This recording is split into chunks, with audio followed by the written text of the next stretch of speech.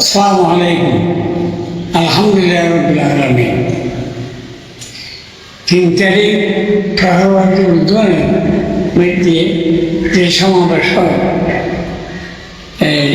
নারী নীতিমালা বাতিল সম্পর্কে আল্লাহ রসুল পূর্ণ আস্থার বিশ্বাস পুনর্বহাল দাবিতে যে সমাবেশ হয় এই সমাবেশে সমস্ত মুসলমান ভাইকে আমি অনুরোধ করতেছি সবাই অংশগ্রহণ করিবেন।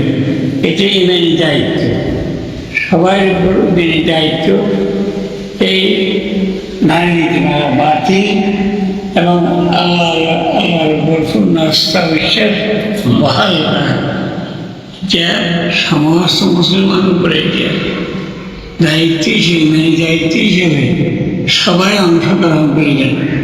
এটা আমার অনুরোধ। আল্লাহ তাআলা সবাইকে তৌফিক দান।